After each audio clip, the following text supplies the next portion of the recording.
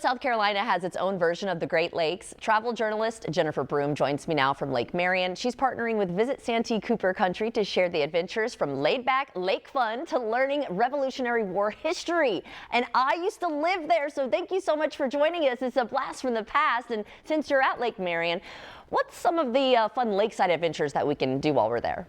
I mean, is this not gorgeous? I am actually in Santee State Park, which is on the southwest shores of Lake Marion. Just absolutely gorgeous. I have been staying in a cabin on one of their piers.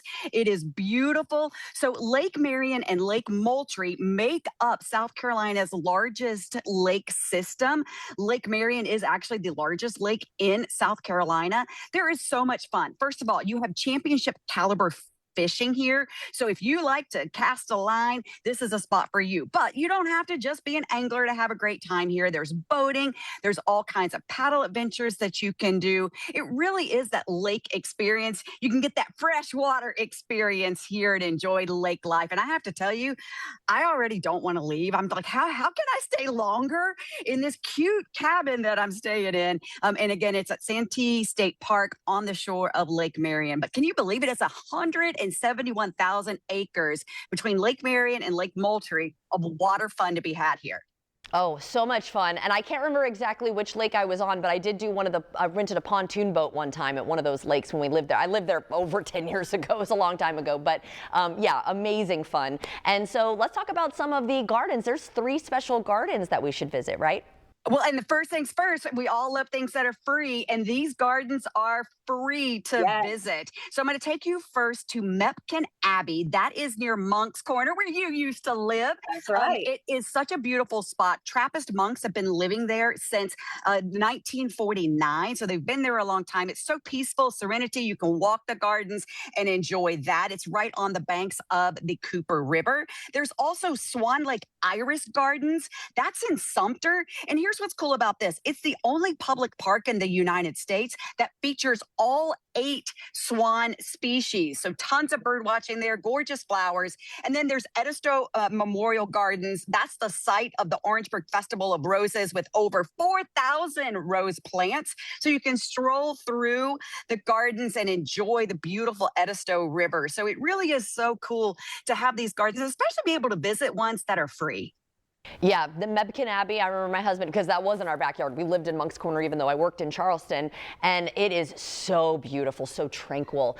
And of course, with it being America's 250th anniversary this year, what are some of the Revolutionary War history that we can get into there?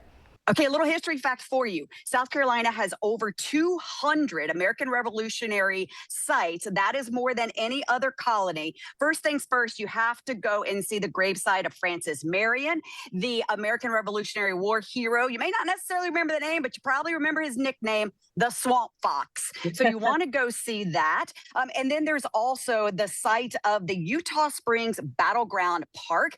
That was the last major battle of the American Revolution, just before the British surrendered at Yorktown. So it was the last one leading up to our big victory to become America. So you've got that, but you also have so many other sites to see. You know, I've been kind of just wandering around, and even over at Santee National Wildlife Refuge, there is a Santee Indian Mound where Fort Watson is also another American Revolutionary site.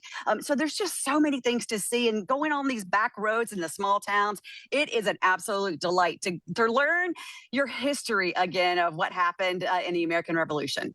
It is amazing. So what's one of your favorite adventures in Santee Cooper Country? It is the absolute picturesque Cypress Gardens. You can paddle in a flat bottom boat, and you're going through the water, and you're making your way around and through these just incredible, gorgeous trees. They are tupelo and cypress trees. It's really a stunning scenario. You might see turtles, birds, maybe even an alligator. That's possible too.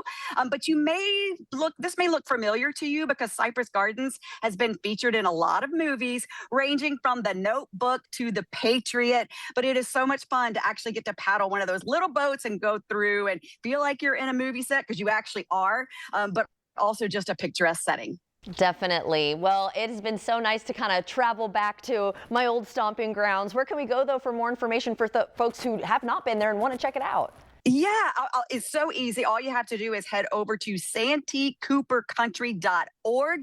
You can find out all about the 5 counties, and it's basically in between Charleston and Columbia. So, a lot to do here. I will also say it's highly affordable for that vacation. So, come and visit. It's beautiful. I mean, look at Lake Marion. Why not? It is such a great place to visit.